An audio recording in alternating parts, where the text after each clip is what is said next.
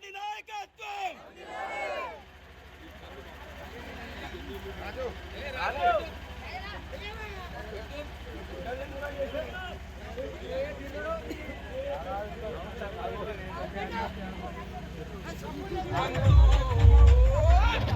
కాంగ్రెస్ జెండా ఎత్తిండే అన్నారే బంధు కథన రంగం తొక్కిండే పులి బిడ్డారే బంధు ఈ దోపిడి దొరపాలన పైన అన్నారు.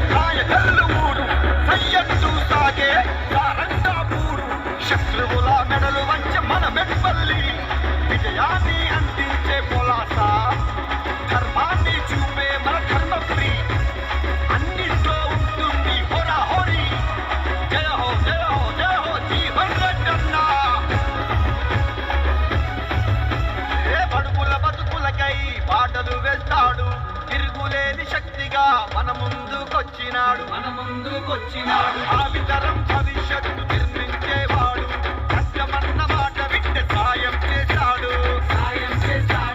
యువతల్లో సుస్థిని నింపినవాడు నేరులా పెద్ద కొడుకు అన్యాయంపై. వీళ్ళ శాసనసభ ఎన్నికల ప్రక్రియ ముగిసిపోయింది. అంటే వాస్తవంగా ఎన్నికల్లో మనం ఆశించిన ఫలితాన్ని పొందలేకపోయింది. అంటే అందులో మన కృషి లోపము లేకుంటే ప్రజల్లో మనకు ఆదరణ లేకని కాదు.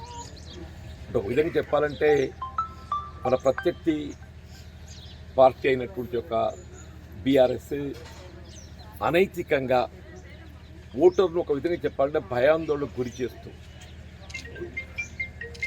ఇవాళ మీరు బీఆర్ఎస్ కోటేస్తేనే కానీ అమలు చేయబడుతున్న సంక్షేమ కార్యక్రమాలు కొనసాగింపు ఉండదు, కాంగ్రెస్ ఇవాళ ఈ సంక్షేమ కార్యక్రమాల అమలుకి ఏదైతుందో ఆటంకాలు ఏర్పరుస్తుంది అనేటి ఒక భయాందోళనలు సృష్టించి దానికి తోడు ఓటర్ను ఆకర్షించడానికి ఎన్ని అనైతిక మార్గాలు అవలంబించాలనో అన్ని అనైతిక మార్గాలు అవలంబించారు. సరే, కారణం ఏదైనా కానీ ఏదైతుందో ఇవాళ ప్రజా తీర్పును గౌరవించాల్సిన బాధ్యత మనపై ఉంది.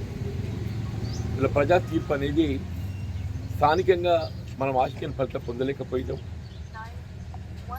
అయినప్పటికీ కొంత మనకు ఇవాళ ఆత్మస్థైర్యం ఏంటంటే రాష్ట్రంలో కాంగ్రెస్ ప్రభుత్వం అధికారానికి వచ్చింది. ఇలా వాస్తవంగా తెలంగాణ రాష్ట్ర ఏర్పాటు అనేది ఆనాడు వీళ్ళ నిరుద్యోగ యువత విద్యార్థులు ఒక విధంగా చెప్పాలంటే రాజకీయాలకు అతీతంగా యావత్ తెలంగాణ సమాజం ఉద్యమించి తెలంగాణ రాష్ట్ర ఏర్పాటుతో ఏదైతుందో ఇవాళ మన అవకాశాలు మనకే లభిస్తాయి. మన స్వయం పాలనలో మన రాష్ట్రం మరింత అభివృద్ధి చెందుతుంది అనే ఒక భావనతోని యావత్ ప్రజానికం తెలంగాణ రాష్ట్ర ఏర్పాటుకు ఉద్యమించటం. మరి అప్పటి పరిస్థితులలో ఆనాడు యూపీఏ చైర్పర్సన్ సోనియా గాంధీ గారు తెలంగాణ రాష్ట్ర ఏర్పాటుతో ఏదైతుందో సీమాంధ్రలో కాంగ్రెస్ పార్టీ ఉనికి కోల్పోతుందని ఊహించుకోవాలి.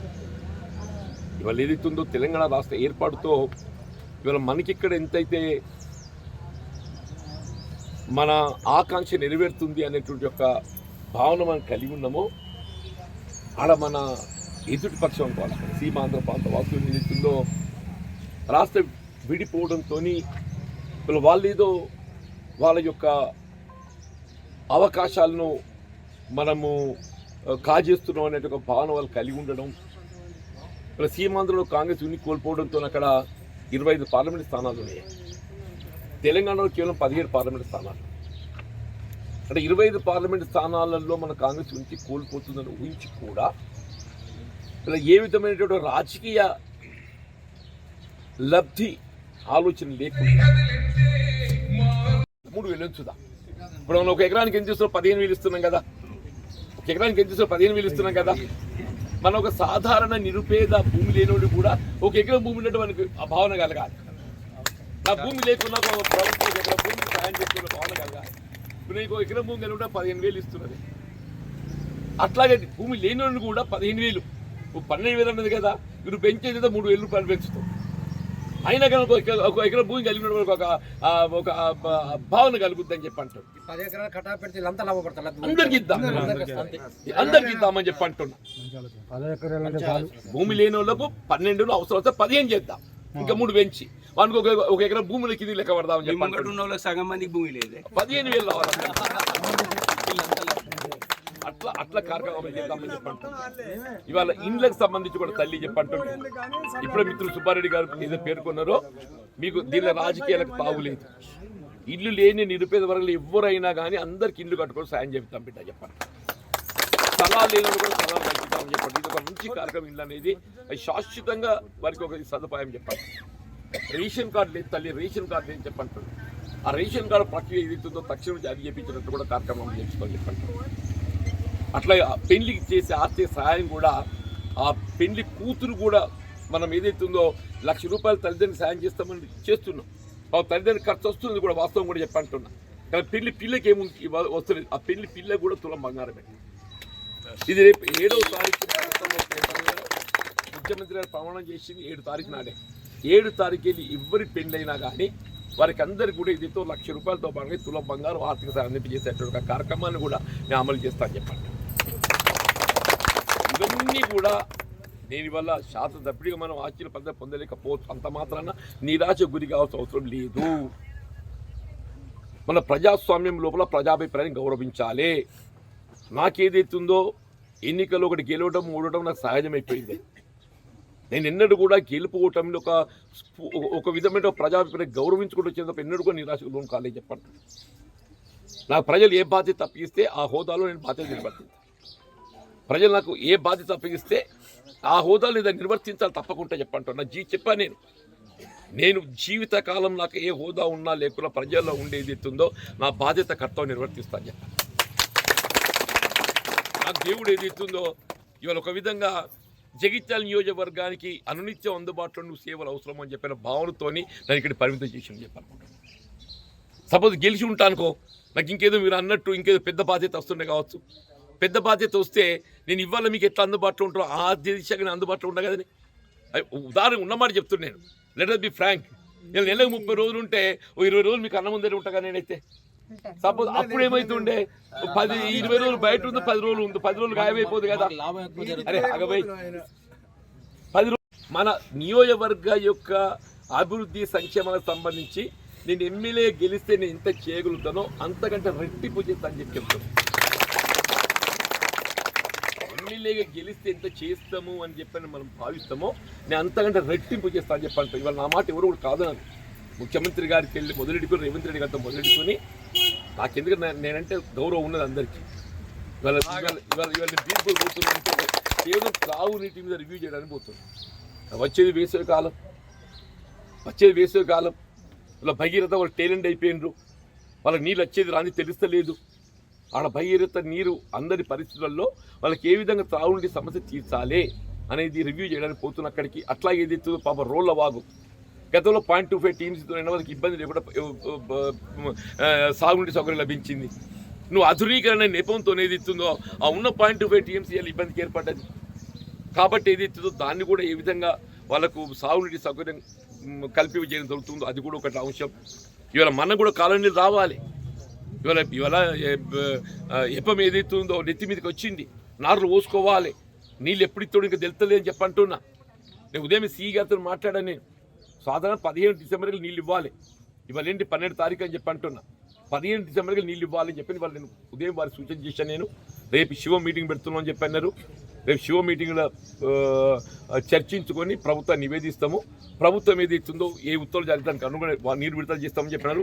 ఏ పరిస్థితుల్లో మీకు 17th లోపు నీటి విడుదల చేయించే ఒక బాధ్యత నాది. ఎందుకంటే 14 పోతా నేను 14 పోతా నేను ముఖ్యమంత్రి అయిన 14 నాడు 15 నాడు కలుస్తా ఖచ్చితంగా 17 నాడు లోపు 17 నాడు ఆదివారం అయితే మంచిగా 15 నాడు నీటి విడుదల చేపించే ఒక బాధ్యత నాది అని చెప్పాలి. నీరు కూడా పంటలు చివరి వరకు పంట వేసే పంట 4 నెలలు ఉంటుంది. పంట ఎన్ని రోజులు ఉంటే 4 నెలలు ఉంటుంది. వరి పొలం పంట 4 నెలలు మనం లెక్క కట్టాలి. 3 నెలలకు పండేది కాదు, 2 నెలలు పండేది కాదు. 4 నెలలు అంటే డిసెంబర్ 15 అంటే జనవరి 15 నెల, ఫిబ్రవరి 15 2, మార్చి 15, ఏప్రిల్ 15. ఏప్రిల్ 15 దాకా ఖచ్చితంగా ఏదైతే మీ నీళ్ళు ఇచ్చేటువంటి ఒక బాధ్యత నేను తీసుకుంటాను. డిసెంబర్ 17 లోపు నీరు విడుదల చేస్తూ ఏప్రిల్ 15 మనకి ఏ పరిస్థితుల్లో రైతు ఏ విధంగా ఆందోళన గురి కావాల్సిన అవసరం లేదు. పంట పూర్తిగా మన ఇంటికి చేరుకునేంత వరకు ఏదైతే ఉందో మీకు పొలాలు ఇచ్చిపెట్టేదాకా నీరు అందింపజేసే విధంగా ఏప్రిల్ 15 ఎప్పుడు కూడా ఏప్రిల్ 15 దాకా ఇస్తున్నారు. లేని మాట ఎందుకు చెప్పుడు డిసెంబర్ అదే మార్చ్ అంటారు, మళ్ళీ పరిస్థితి ఏర్పడుతుంది. ఇది దానికంటే ముందే చెప్పింది నయం కదా. మన ప్రాజెక్టులో నీళ్లు కూడా ఉంటాయి, 78 టీఎంసీ ఉన్నాయి. అందులో డ్రింకింగ్ వాటరు, డెడ్ స్టోరేజ్ 15 వేలు, కానీ మనకి ఇంకొక 60 టీఎంసీ మనకు ఉంటుంది. 60 టీఎంసీ అంటే 6 లక్షల ఎకరాలు పారుతుంది. 60 టీఎంసీ అంటే 6 లక్షల ఎకరాలు పారుతుంది అని చెప్పంటారు. కాబట్టి ఏ ఇబ్బంది లేదు. మన సాగు నీటికి సంబంధించి నీరు విడుదల చేపిస్తాం.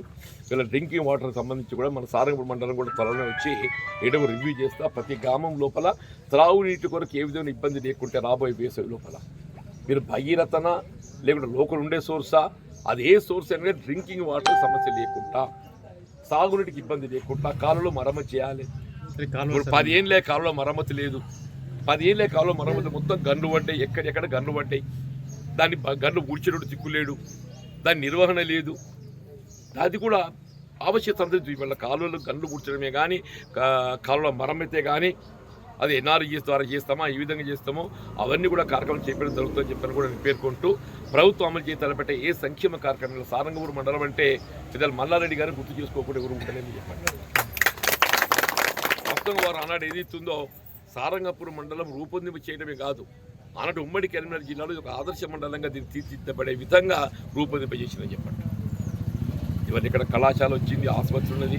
ఇంకా భవిష్యత్తు దీన్ని ఏ విధంగా ముందుకు తీసుకుపోవాలి అవన్నింటిపై కూడా దృష్టి కేంద్రీకరిస్తానని చెప్పి పేర్కొంటూ మరి మరొకసారి మిత్రులకు అందరికీ హృదయపూర్వకంగా